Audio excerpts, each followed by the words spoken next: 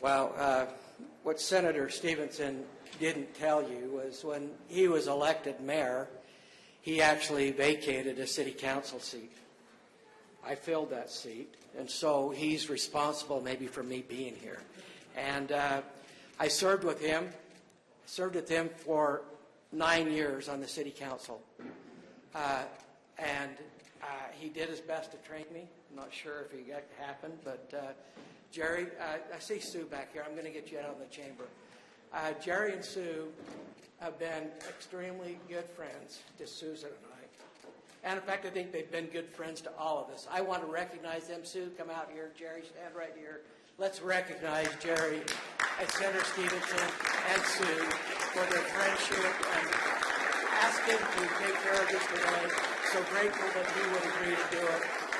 And I don't know anyone better than the two of them, and great friends to Susan and I, Susan and me. So anyway, and let's welcome now to welcome you to the 2025 general session. We're going to start by recognizing our new senators, Senator Brammer, Senator Musselman, Senator Stratton. The three of you bring great experience with you. We're really excited that you're now in the Senate. So let's stand up, let's recognize them. Great to have you in the Senate. Thank you. And the rest of you, welcome back. I'm glad you came. And thank you for your service to the people of Utah and your friendship and dedication and commitment. Today I want to talk about something. I want to talk about and share with you a common vision that I believe drives each one of us. This common vision is what I'd like to call the Utah Dream. The Utah Dream is rooted in values that we all hold dear, like hard work, community, family, innovation, and opportunity, where every child and family and community have a chance to grow and achieve and prosper and use the principles of personal freedom, responsibility, and collective good. There are some that would like to alter or destroy the Utah Dream. A few minutes ago, united, we all stood up. We faced the nation's flag, and together we said the Pledge of Allegiance out loud. These 31 words remind us of who we are, what the United States stands for, and what it means to us both as a nation and individuals. There is one key phrase that we cannot overlook: and to a republic for which it stands. Our founding fathers created a republic. We were born here in America, in Utah, to live in a republic. This year's Senate coin, and each one of you has one on your desk. You can open up the box and look at it. On the coin, it says, "A republic, if you can keep it." These words, spoken by Benjamin Franklin at the close of the Constitutional Convention in 1787, serve as a powerful reminder of the responsibility we all share, every citizen shares, in protecting our republic. They reflect the vigilance, care, and commitment required to sustain the Utah Dream, the freedoms we all hold dear. Now in Utah, we elect people living in Utah to govern of the people of Utah, by the people of Utah, and for the people of Utah. That founding vision echoes through this chamber. We are all elected. Our founding fathers built a republic where elected individuals govern. Our founding fathers rebelled against being governed by those appointed like King George. Thomas Jefferson understood the inherent dangers of a pure democracy, and he warned, "A republic is the only form of government which is not eternally open or secret war with the rights of mankind." In other words, our government is not the grantor of rights, it is the guarantor of them. Alexander Hamilton said, "It's been observed that a pure democracy, if it were practical, would be the most perfect form of government. However, experience has proven that no position is more false than this. The ancient democracies in which people themselves deliberated never possessed one good feature of government. Their character was tyranny, and their figure was deformity. John Adams declared, "Remember, democracies never last long. It soon wastes away, exhausts itself, and there never was a democracy that did not commit suicide." And even Chief Justice John Marshall of the United States Supreme Court, who was the principal founder of the United States system of constitutional law, the Chief Justice of the United States Supreme Court said, "Between a balanced republic and a democracy, the difference is like between order and chaos." The founders of this nation understood the profound need for a democratic republic. Now, in the document that we all hold so dear, our United States Constitution, in Article 4, Section 4, and each one of you have a copy on your desk, and you can turn to page 15 if you'd like to, and I've kind of highlighted it for you. You can see it at the top of the page in yellow. And we've all agreed, and we all today have pledged to support and defend it. On page 15 it says, "The United States shall guarantee to every state in this union a republican form of government." Very much like Benjamin Franklin said when he was asked after the Constitutional Convention what they have done. He said, "We formed a republic if we can keep it. I pledge to you that I will support, obey, and defend our Constitution, our republic, and I will do everything I can to keep it."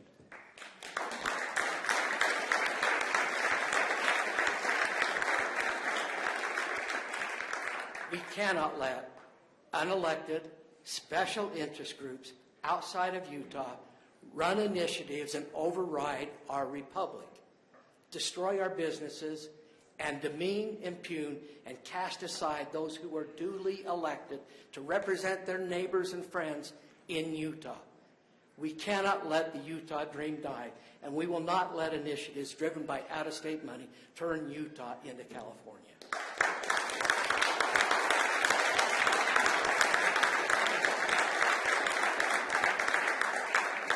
We stand at a pivotal moment in Utah's future. We need more energy.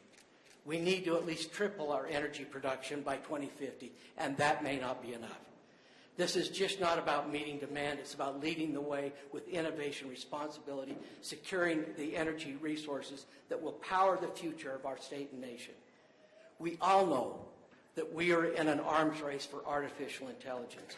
The country that controls AI will in turn control the world, both economically, with the delivery of high-tech goods and services, and militarily with the weapons of defense, both offensively and defensively. The global arms race for AI technology is already underway. Other nations, other countries are not waiting. The race has begun. The nation that masters AI technology will hold and control the keys to global economic prosperity, military strength, and the power to preserve peace. Yeah, thank you. But AI needs data centers. Yeah, AI needs data centers. Data centers need what? They need power. They need continuous baseload power. And there's very little, if any, excess power in America or in Utah. We need more energy production. Energy production is a national security issue. To keep the Utah dream alive, Utah must once again lead the way. We need to establish Utah as a next frontier for energy innovation, not only for the nation, but for the world. A center of excellence that will position our state as a global leader in reliable, affordable power. We need to be positioned as the nation's nuclear hub, not only in power production, but also in the key of supply chain, including mining, manufacturing, and workforce development. Nuclear power plants need to be built and constructed and maintained quickly inside and outside of Utah by Utahns. Our universities are in the process of realigning their curriculums to produce more nuclear engineers, nuclear technicians, and nuclear power plant construction workforce. The federal government needs to streamline the permitting of small nuclear reactors.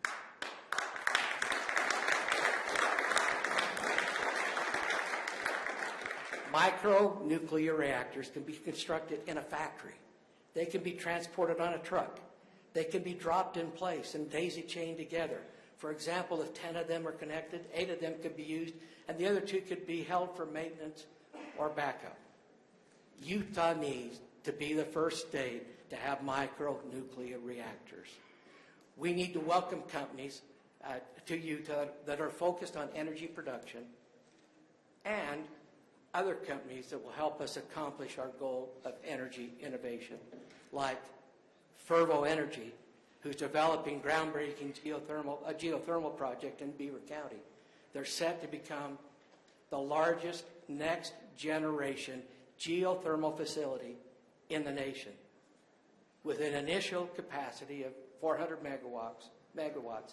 It aims to deliver clean and reliable energy with the potential to expand to 2 gigawatts. We can't give up on our baseload power plants like our existing coal plants. Since 1970, coal plants have reduced their sulfur dioxide and nitric oxide and particulate matter by 84% per kilowatt hour. We need to continue investing in technologies to make coal production cleaner.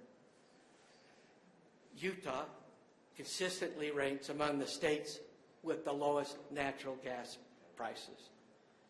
Enbridge has just lowered their prices again and committed to help power data centers. Natural gas has to be a major part of the solutions. R Plus Energy, a Utah-based clean energy company, is significantly expanding the Green River Energy Center in Emery County, by quadrupling the amount of lithium battery storage on the site. All of this needs to be done without any financial burden on Utah taxpayers or ratepayers. We must continue to have the lowest energy prices in the nation.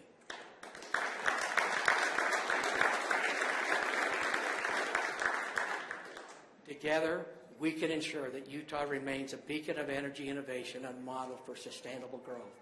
Our commitment to robust energy will empower communities, strengthen our economy, and ensure reliable and affordable energy resources for generations to come. Let's continue to have the foresight to do what Utah does best.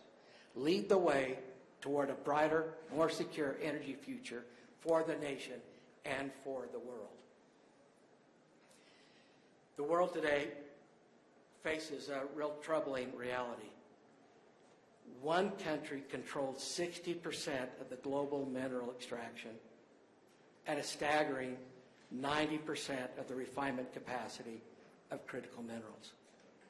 Recently, they banned exports to the United States of 3 essential minerals, key components for military defense, technology systems, and electric vehicles. But there's hope. Right here in Utah, we have 40 of the 50 critical minerals needed in the world. Utah holds the key to strengthening our nation's national security and economic stability. We must lead the way with critical mineral extraction and manufacturing.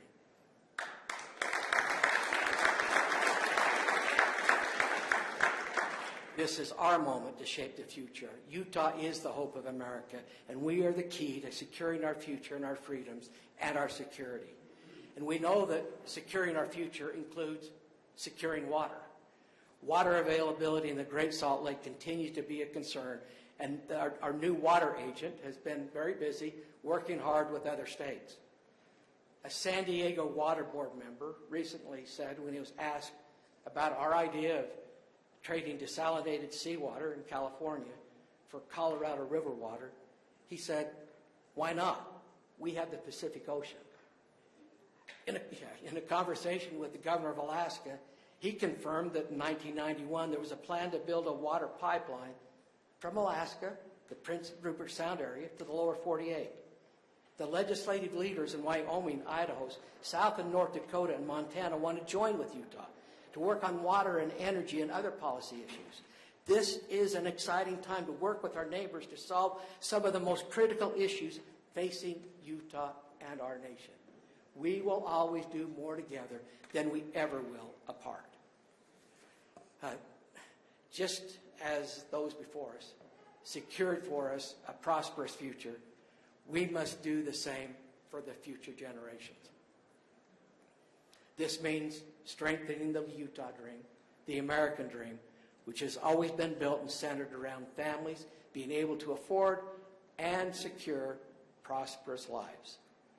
Reducing tax burdens help Utah families keep more of what they have earned, enables them to stretch and strengthen their budgets, and fortifies our economy today and for many, many more tomorrows.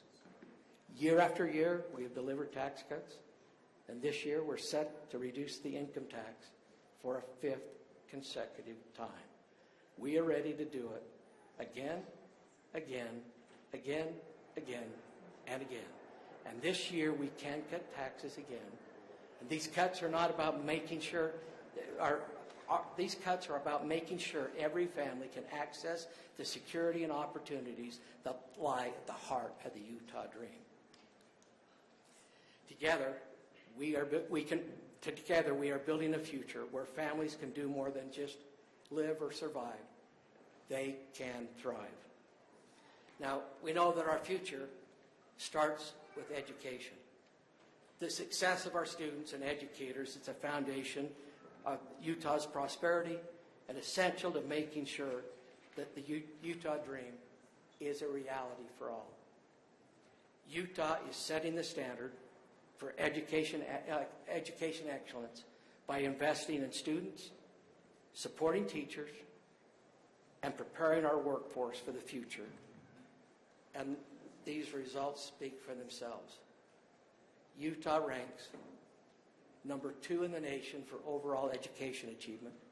Number 1 and 2 in the nation, Weber State and Utah Valley University for concurrent enrollment. Pretty amazing.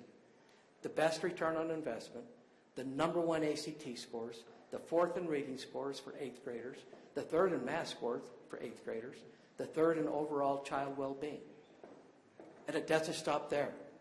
Utah is paving the way for students of all ages, from strong early education foundations to real-world opportunities and career readiness, by establishing early education solutions like Upstart across the state and ensuring strong foundations from the start, targeting programs to improve third-grade literacy, setting the stage for long-term academic success, apprentices that will, with top companies like Stadler Rail, providing high school students with direct career paths, paid student teaching opportunities, allowing teacher aides to earn college degrees while gaining valuable experience in the classroom.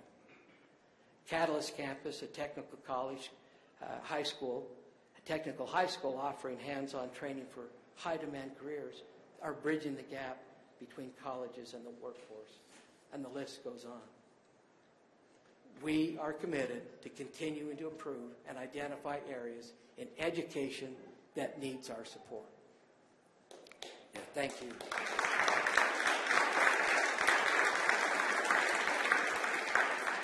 Now, as we continue to invest in education and shape the future, we also need to look forward at other incredible opportunities on the workforce. Utah will again welcome the world in 2034. We will again put on the best Olympic Games ever. It's a chance to show the world what we already know, that Utah is not only a remarkable spot to visit, but it is a place where dreams come alive. Imagine a future, an Olympic future, where transportation just isn't faster, it's breathtaking, where air taxis deliver athletes and spectators to Olympic events. Pretty cool. Now imagine a spaceport in Utah. Utah is uniquely positioned for this bold leap and is primed to reach new heights. The sky is no longer our limit. The stars are. Once again, Utah is ready to lead. Our future is so bright. The Utah dream is alive and well. Now, I do have a reputation, and I'm not going to disappoint you this year. On your desk is a card, you can find it, with our priorities on one side, but on the other side is a list of how Utah ranks. I think this year's list is probably longer than ever. Utah is ranked #1 state overall 2 years in a row. #1 for economic outlook 17 years running. #1 for social mobility. #1 for starting a business. #1 for manufacturing job growth. The best state to move to. The best job environment. Home to the nation's hottest job market. Second best for education. Most independent. Most affordable. The highest volunteer rate. The best 2024 GDP growth. The highest rate of unicorns in the United States, with 61 venture-backed companies becoming a unicorn. This is almost 70% more than the national average.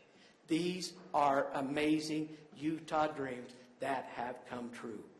We know America is the hope of the world.